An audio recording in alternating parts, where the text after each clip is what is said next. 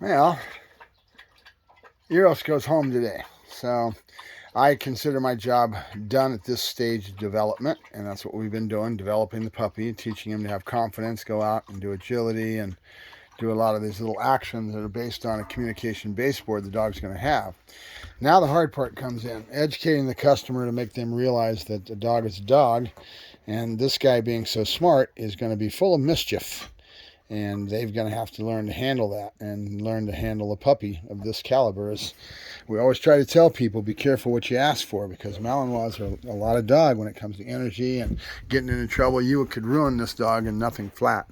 And one of those areas is potty training. He's very smart. He's been keeping him, locked down in the kennel, and even when I've got just a trailer I'm dealing with, if I even lit my eye off him for 10 seconds, he doesn't think I'm watching. He needs to go to the bathroom. He jumps in on my bed or wherever he wants to go, and it's just very hard. And you can very easily mess him up by getting too emotional and overcorrecting the dog and coming down on him. And him being very young, he's going to be affected by that. So my biggest advice to the owners is realize that dogs live in the moment. If you don't catch him doing it, and you don't use the startle technique that I told you about, loud clap, loud roar, no, and catching him in the act, you can't correct him, okay? And if you do, you're not being fair to the animal, and all you're doing is traumatizing. You're going to ruin your dog.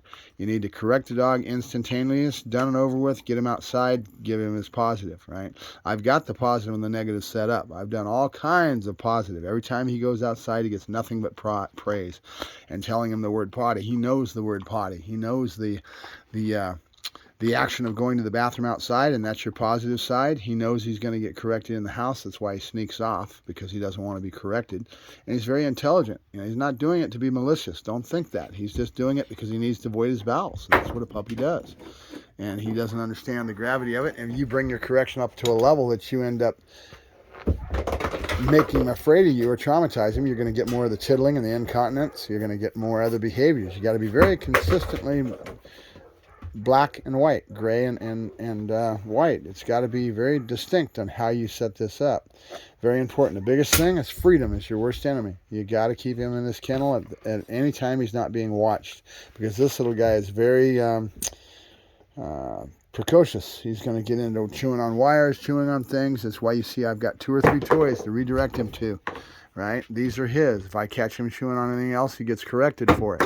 And his world is pretty much locked down. The only time he's out is when he's in direct supervision with me, and then I put him in the kennel if I'm not able to watch him at all. I mean, you got to realize you got 3 kids and a huge old house. He's going to be getting in trouble, and all these different individuals doing things differently is going to be a factor. So, to the hierarchy of the house, the boss of the house needs to direct exactly how the puppy is getting treated and what's going on with him. He's going to be a hell of a dog if you do things right. And I've just talking yesterday to a friend of mine, another dog trainer, is talking about a friend being a dog being affected by their owners, and how much work we put into doing what we do, and then the dog goes home, and the owners don't know what they're doing, and they get emotional and they overcorrect the dog. They don't do things in the right way, and they ruin the dog. And I can give you 3 different instances right now that I won't mention, but I've got 3 dogs that I put a lot of work into over the last couple of years that I really felt real proud of what I've produced. And then they go home and the owners are affecting that, and they end up never becoming the dog that I want them to be, that they could be, with my guidance and help. And that's only because the owner has to learn. They have to grow. Otherwise, the dog ends up being stifled by the inadequacy coming from the owner. So all we can do is try to educate you, and we don't have any control once the dog's out of our hands. All right, that's Mark Ferrasci, Protect Dog Training, getting ready to make some tea and get up and start my day. Talk to you later. Bye-bye.